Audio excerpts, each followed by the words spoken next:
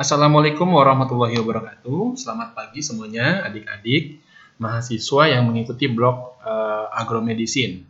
Kali ini saya akan membahas tentang dua materi. Yang pertama adalah antrakosis dan yang kedua adalah brucellosis. Untuk dua penyakit ini, adik-adik harus ini levelnya level 2, 1 atau 2. Dan ini masuk ke dalam penyakit-penyakit yang tambahan yang mana karena visi FK Unila adalah agromedicine, sehingga penyakit-penyakit yang berhubungan dengan pekerja di lingkungan petani, kemudian nelayan, dan juga untuk peternak yang lainnya harus mengetahui penyakit-penyakit yang berhubungan dengan komunitas tersebut. Jadi untuk overview-nya adalah kita akan membahas organisme, sejarah, epidemiologi, transmisi, dan penyakit pada manusia. Ini nice to know aja, adik-adik harus tahu. Yang mana organisme ini adalah suatu Bacillus anthracis, yang mana Bacillus anthracis ini adalah suatu bakteri yang akan menyebabkan penyakit antraks. Ukurannya besar, gramnya positif, berbentuk bulat dan tidak memiliki tidak motil, tidak memiliki pergerakan. Kemudian di alam bebas ini terdapat dua bentuk. Yang pertama adalah vegetatif dan yang kedua adalah bentuk spora. Kalau untuk spora ini adalah bentuk yang mana ketika kondisi lingkungan sekitarnya itu tidak baik, nutriennya tidak cukup, sehingga si Bacillus anthracis ini membentuk sebuah spora untuk bertahan hidup. Sedangkan untuk vegetatif adalah fase untuk menginfeksi. Di dunia ini lebih dari 1.200 strain, ya, yang mana strainnya ini tergantung dari host spesiesnya, jadi pejamunya apa. Kemudian distribusinya hampir di seluruh dunia. Nah, ini ada spora. Spora ini adalah suatu bentuk yang mana ketika kondisi lingkungan nutrisi kurang baik, itu Bacillus anthracisnya bisa berubah menjadi spora, yang mana ketika ada oksigen dia akan berubah menjadi spora. Dan spora ini sangat resisten, dan dia dapat bertahan hidup sampai dengan 10 tahun. Bayangkan 10 tahun bisa hidup. Kemudian sporanya dosis letal ketika masuk dalam tubuh kita, kira-kira terdapat 2.500 sampai 55.000 akan letal pada tubuh kita. Kemudian sejarahnya pada tahun 1979 ini sebenarnya sudah ditemukan, sudah ada laporan Sverdlovsk Rusia, suatu daerah di mana 94 orang sakit ini 64-nya meninggal. Kemudian Soviet menyalahkan adanya kontaminasi dari daging yang dihubungkan dengan senjata biologis. Jadi ada kecurigaan ternyata ini pada saat perang apakah ada kontaminasi. Kemudian pada tahun 1992, Presiden Boris Yeltsin ini menyatakan bahwa terjadinya wabah yang berkaitan dengan fasilitas militer. Sedangkan ilmuwan Barat menyatakan bahwa menemukan bahwa wabah ini karena fasilitas militer yang disebabkan adanya kesalahan filter udara panas.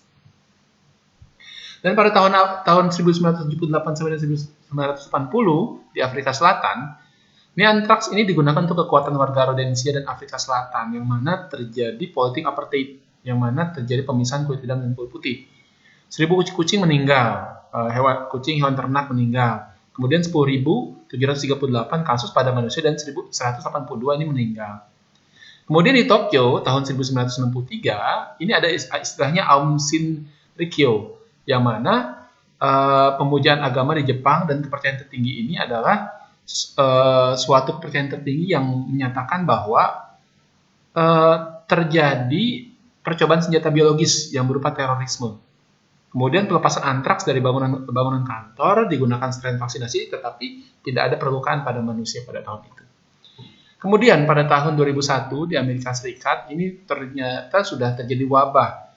Beberapa pekerja itu dinyatakan bahwa suspek antraks. 22 kasus dan 11 kasusnya kasus kutaneus, ini kasus kutaneus ya, 11 kasus inhalasi dan 5 orang ini meninggal. Untuk kasus kutaneus terdapat pada 7 bulan bayi laki-laki 7 bulan. Kemudian setelah dilakukan pendeteksian ternyata positif antraks. Pada tahun 2001 juga berdasarkan survei CDC terdapat 7.000 laporan antraks, dan ternyata dari 7.000 laporan antraks ini 1.050 tes lab positif. Pada tahun 1996 sampai dengan 2000 terdapat 180 kasus antraks, dan profilaksis antimikrobanya pada saat itu digunakan ciprofloxacin. Dilihat dari presepannya terdapat 5.343 yang menyatakan bahwa ciprofloxacin ini bisa efektif digunakan untuk profilaksis antimikroba pada pasien dengan antraks. Nah, transmisinya pada manusia bagaimana? Ada 3 bentuk dari kutaneus tersebut, dari antraks tersebut: antraks kutaneus, antraks inhalasi, dan antraks gastrointestinal. Yang mana pada antraks kutaneus di mana terjadi kontak dengan jaringan yang terinfeksi, misalnya bulu, minyaknya, kemudian ada gigitan dari hewannya, gigitan dari serangga yang menempel pada bulu, kemudian digigit, menimbulkan luka. Kemudian proses inhalasi, misalnya inhalasi pada pekerja penyamakan kulit, itu kemudian penyamakan kulitnya itu terhirup bakteri antraksnya. Gastrointestinal, ketika daging yang terinfeksi kemudian dimasak kurang matang, bisa terjadi transmisi pada manusia. Kemudian ini adalah kelompok-kelompok yang beresiko untuk terjadinya antraks. Yang pertama adalah pegawai penyemak kulit, pabrik tekstil, penyortir wol, pekerja pemroses tulang, rumah jagal hewan, dan pekerja laboratorium. Ini adalah orang-orang yang beresiko terjadinya antraks. Kemudian transmisi pada hewan. Nah, hewan ke hewan bisa terdapat bakteri pada eksudat hemoragis di mulut dan hidung dan anus pada hewan yang terkena basis antrasis. Paparan oksigen, bentuknya spora, kemudian kontaminasi tanah. Jadi hewan-hewan yang terinfeksi bisa ketika hewan tersebut bermain di tanah. Sporulasi tidak terjadi pada bangkai hewan yang tertutup. Jadi ketika hewannya itu dikubur, sporulasi tidak akan terjadi. Dan spora ini dapat bertahan puluhan tahun.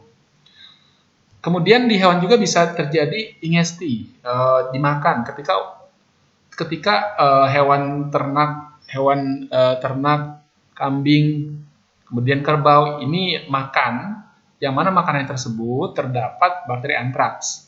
Dan ternyata transmisi seperti ini banyak terjadi. Ketika herbivora pemakan tumbuh-tumbuhan, terinfeksinya lewat tanah yang terkontaminasi.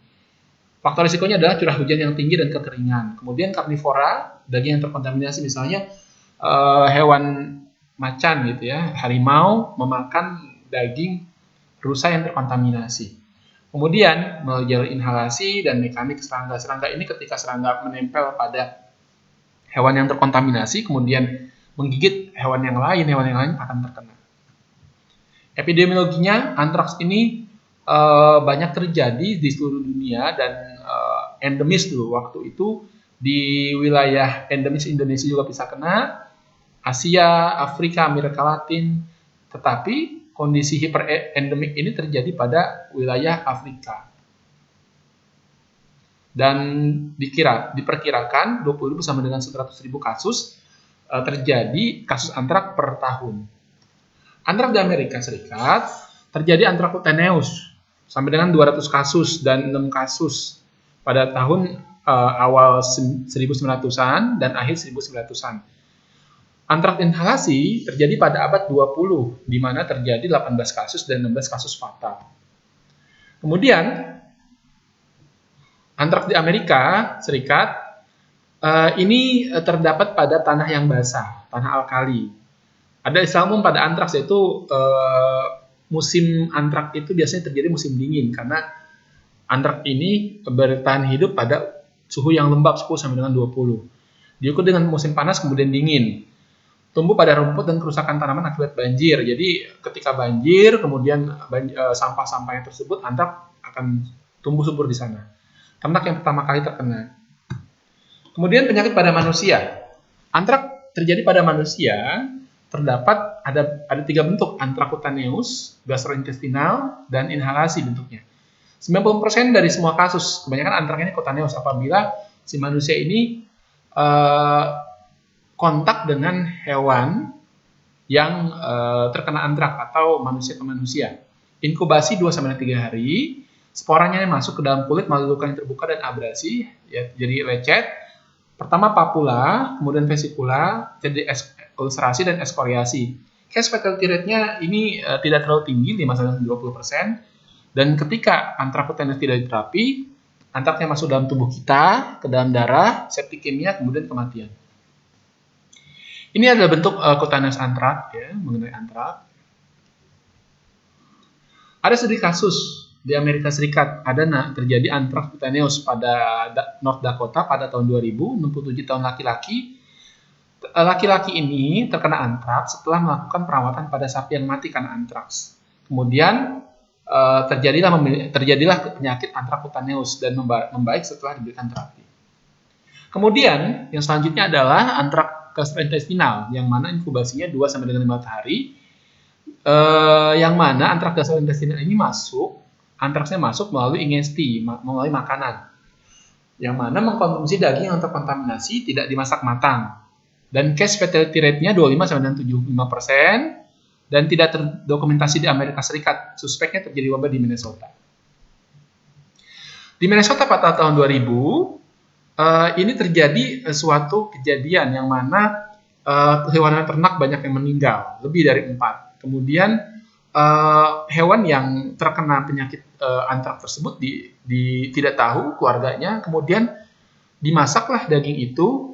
Dan ketika dimasak, ini tidak matang dan keluarga tersebut yang memakan daging yang yang terinfeksi antraks itu terjadi penyakit antraks. Kemudian antraks inhalasi, inkubasinya 1-7 hari. Awalnya tidak spesifik fase inisial, kemudian fase lanjutan didapatkan distress napas berat karena terjadi ARDS. Dan case fatality rate-nya cukup tinggi, 75-90% apabila tidak diterapi. Ini adalah gambaran dari antraks inhalasi yang mana terjadi infiltrat pada satu lapangan paru, ya, terjadi ARDS di sini. Untuk mendiagnosisnya, kita harus melakukan identifikasi Bacillus anthracis melalui darah, kulit, dan sekret. Darah ini ketika terjadi inhalasi masuk dalam darah, kulit ketika terjadi antraks cutaneous, dan sekret ketika sekret liur, kemudian sekret misalnya muntahan, itu merupakan diagnosis untuk mengidentifikasi Bacillus anthracis yang mengenai gastrointestinal. Kultur ini adalah suatu gold standarnya, kultur, kemudian PCR. Kalau serologi ini adalah kita memeriksa antigen dan antibodi yang terdapat pada tubuh kita akibat antraks. Dan pemeriksaan harus dilakukan swab hidung untuk melihat sekretnya. Kemudian pemeriksaan feses ini untuk screening bisa. Jadi pada pasien-pasien yang tidak ada gejala, tetapi sudah terjadi suatu wabah, bisa dilakukan pemeriksaan feses untuk screening. Pengobatannya diberikan penisilin dan diberikan tambahan terapi antibiotiknya yaitu ciprofloxacin dan terapi pilihan pada tahun 2001. Selain ciprofloxacin, terapi tambahnya adalah doxycycline yang mana lama pengobatannya selama 60 hari. Ini adalah perbedaan simptom antara biasa inhalasi antraks, flu dengan bad flu dengan demam biasa. Kemudian yang terakhir adalah pencegahan dan kontrol penyakit. Kita harus lindungi manusia dengan pencegahan pada hewan. Kita harus supervisi oleh dokter hewan bagaimana kondisi hewan ternak yang ada di wilayahnya. Kemudian meningkatkan standarisasi industri, bekerja yang aman saat di laboratorium, dan profilaksis antibiotika setelah terpapar. Vaksinasi diperlukan pada kelompok yang berisiko, pada veterinari, pekerja laboratorium, petugas dapur yang menjaga hewan, anggota militer. Ya. Seri imunisasi ini diberikan 5 kali injeksi intramuskular tiap 18 minggu. Efek samping vaksinasi pada reaksi setempat, bisa ringan, bisa sedang, bisa berat. Kemudian efek sistemik juga bisa terjadi tetapi jarang, pada nyeri pada tulang, otot, sakit kepala, kemerahan, demam, mual, dan hilang nafsu makan. Ini adalah suatu efek samping yang terjadi karena memasukkan antigen antraks dalam tubuh. Tidak ada catatan mengenai efek samping jangka panjang. Kita lanjutkan dengan kuliah brucellosis.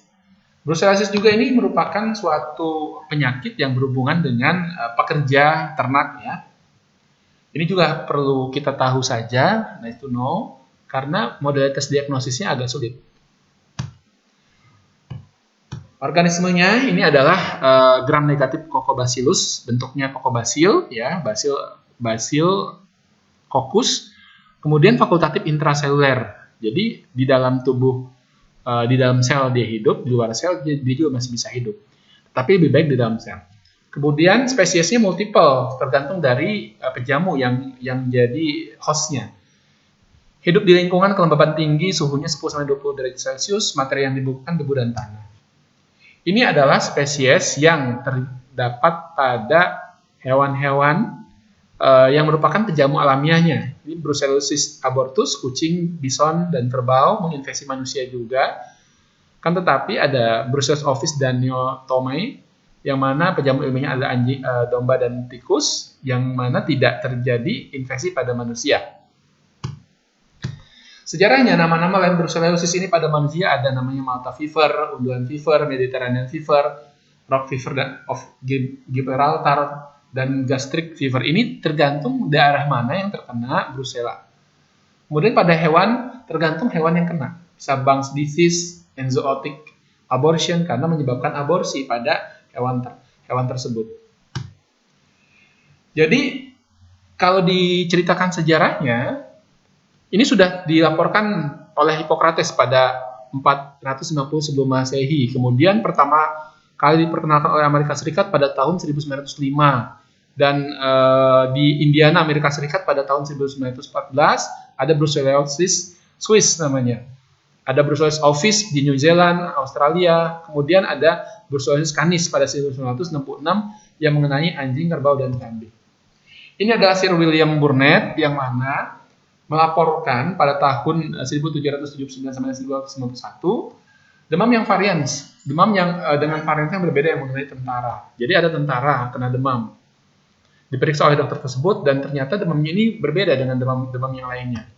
Kemudian ada sejarah lagi Jeffrey Allen Marston yang mana beliau adalah dokter bedah tentara Inggris yang menemukan kasus brucellosis yang ditemukannya kemudian disebut sebagai Malta fever. Kemudian beliau juga menemukan kasus yang dipublikasikan secara detail.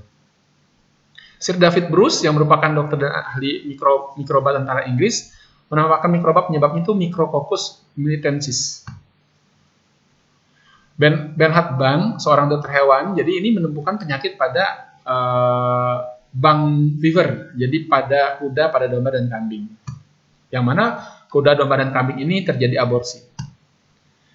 Sejarah brucellosis yang lain, ada Alice Evans, seorang bakteriologis, menemukan adanya hubungan infeksi manusia dan hewan tahun 1920-an. Kemudian didapatkan morfologi dan patologi yang sama antara Bacterium abortus dan Bruce Micrococcus militensis. Dan Brucella nomenklatur ini dilakukan penamaannya oleh Sir David Bruce. Epidemiologinya, pada populasi yang beresiko yang terkena penyakit akibat kerja, misalnya pada orang yang veterinary, kemudian ada pekerja laboratorium, kemudian pekerja yang penjagaan hewan, bisa juga pada orang-orang yang bekerja berhubungan dengan daging, pemburu, traveler, pembeli susu, yang tidak dilakukan sterilisasi. Kemudian ini ada penyakit-penyakitnya, yaitu Brucella militensis, yang mana distribusinya di Mediterania, Timur Tengah, dan Asia Tengah, dan Amerika. Insidensinya ini 78 kasus per 100.000 orang per tahun. Dan di Arab, 20% serum positif dan 2% kasusnya aktif. Sedangkan di Amerika Serikat, kasus-kasus terjadi banyak yang terjadi pada orang yang makan keju yang tidak dipasteurisasi. Jadi tidak dilakukan sterilisasi. Kemudian ada penyakit Brucella abortus, yang mana terjadi distribusi di seluruh dunia, dapat diobati di beberapa negara dan daerah yang kurang baik penanganannya ini adalah terjadi karena rendahnya surveillance dan pelaporan yang disebabkan kurangnya pengetahuan. Kemudian demam yang tidak diketahui penyebabnya. Jadi banyak dokter-dokter hewan dan dokter pada manusia menemukan demam-demam yang tidak diketahui penyebabnya dan masih belum menemukan adanya hubungan penyakit tersebut. Oleh karena itu, penanganan kurang baik pada daerah yang memiliki sumber daya manusia yang kurang baik penanganannya. Ada Brucella ovis, yang mana distribusinya pada negara dengan pemeliharaan domba terbanyak, yaitu Australia, Selandia Baru, Amerika Utara, Amerika Selatan, Afrika Selatan, dan negara-negara Eropa. Kemudian ada Brucella canis, ya, pada anjing ya. Distribusinya hampir di seluruh dunia, prevalensi yang tidak diketahui ini Amerika Serikat, Meksiko, dan Amerika Selatan. Infeksi pada manusia mungkin bisa tapi jarang. Brucellosis pada hewan laut. Nah, ada temuan yang mana terjadi angka kematian yang cukup banyak pada hewan laut. Ternyata setelah diteliti oleh dokter hewan, kultur positif dan serokultur positif pada hewan-hewan laut, pada laut Atlantik Utara, Mediterania, perairan Arktik, perairan Amerika Utara, dan perairan di Peru, Australia, Selandia Baru, Hawaii, dan Pulau Solomon. Ini merupakan laporan kasus tahunan di Amerika Serikat pada tahun 1979 sampai dengan 2009, yang mana terjadi penurunan kasus karena ditemukan antibiotika untuk mengobati Brucella. Di Amerika Serikat ini 100 kasus per tahun, kurang dari 0,5 kasus per 100.000 orang. Dan daerah yang terjadi kebanyakan di California, Florida, Texas, dan Virginia. Dan berhubungan dengan keju yang tidak dipasteurisasi. Jadi penduduk setempat punya kebiasaan memakan keju, tetapi keju ini tidak dilakukan pasteurisasi-sterilisasi. Transmisinya pada manusia melalui saluran cerna pada susu yang tidak dipasteurisasi dan daging yang dimasak kurang matang. Kemudian kontak dengan membran mukosa atau disebut dengan jaringan yang terinfeksi. Ini pada produk hewan yang terjadi aborsi, cairan vagina, plasenta, dan jaringan aborsi. Kemudian transmisi pada manusia berupa aerosol pada orang-orang yang kerja di laboratorium. Ya, bisa juga pada peternak kuda, cairan dulu kudanya. Inokulasi dengan vaksin, misalnya ada petugas vaksinologi yang mana melakukan inokulasi. Kemudian terjadilah suatu transmisi dari penyakit tersebut ke manusia. Dan orang ke orang transmisinya jarang. Biasanya transmisinya dari hewan ke manusia. Transmisi pada hewan. Ingesti jaringan yang terinfeksi atau cairan tubuh, kemudian kontak dengan jaringan terinfeksi dan cairan tubuh, alat kelamin, burung, domba, anjing, dan kambing. Kemudian bisa juga terjadi secara aerosol. Penyakit pada manusia, inkubasinya ini bervariasi, luas sekali, 5 hari sampai dengan 3 bulan, dan multisistem, demamnya siklik, multi organ ini yang terkena. Demamnya siklik, jadi siklik itu pagi panas, naik, turun, kemudian panas lagi, siklik. Kemudian muncul gejala saluran pernafasan, flu-like illness, batuk pilek, radang tenggorokan. Komplikasinya secara umum ya sistemik, artritis, spondilitis, epididimolartritis, bisa kemanduan, kelemahan yang kronis. Kemudian neurologisnya ini penurunan kesadaran, meningitis, encephalitis, terdapat 5% kasus dan lain-lain, bisa ke mata, kemudian kardiovaskuler. Bisa juga dilaporkan pada pasien-pasien yang ketika hamil terkena brucellosis, akibatnya terjadi brucellosis kongenital. Gejalanya adalah persalinan prematur, berat lahir bayi rendah, demam, gagal berkembang, ikterus, terjadi hepatosplenomegali, kemudian resiko abortus belum jelas. Diagnosis pada manusia, kita harus lakukan isolasi dari organismenya. Organisme kita harus temukan dari dalam darah dan sumsum tulang. Kemudian tes aglutinasi serologi, yang mana pemeriksaan ini untuk mengetahui antibodi titer 4 kali meningkat atau lebih, dan sampel diperiksa selama 2 minggu. Kemudian kita melakukan pemeriksaan mikroskopis imunofluoresen, dan PCR ini adalah suatu metode genetika yang bisa menemukan organisme Brucella. Pengobatan dan prognosisnya, fatalitasnya rendah jika diobati. Jadi case fatality rate-nya kurang dari 2%. Bila tidak diterapi, membutuhkan antibiotika, meninggal karena endokarditis dan meningitis. Dan 5% kasus yang diobati dapat relapse. Gagal sampai dengan respon komplit, terkadang butuh intervensi bedah. Karena pada Brucella ini akan terjadi kerusakan organ. Oleh karena itu, ketika terjadi kerusakan organ, harus dilakukan intervensi bedah. Terima kasih. Sekian kuliah dari saya mengenai antrakosis dan brucellosis. Ini adalah suatu materi penyakit yang adik-adik perlu ketahui saja, baik untuk diketahui tetapi tidak harus dilakukan terapi, karena ini masuk dalam kompetensi 1 dan 2. Oleh karena itu, karena visi FK Unila merupakan dokter agromedicine kekhususannya, sehingga adik-adik diharapkan bisa mengenali lebih jeli penyakit-penyakit yang terjadi pada komunitas pekerja, petani, peternak, nelayan, dan sebagainya. Terima kasih atas perhatiannya. Saya tutup. Assalamualaikum warahmatullahi wabarakatuh. Selamat siang.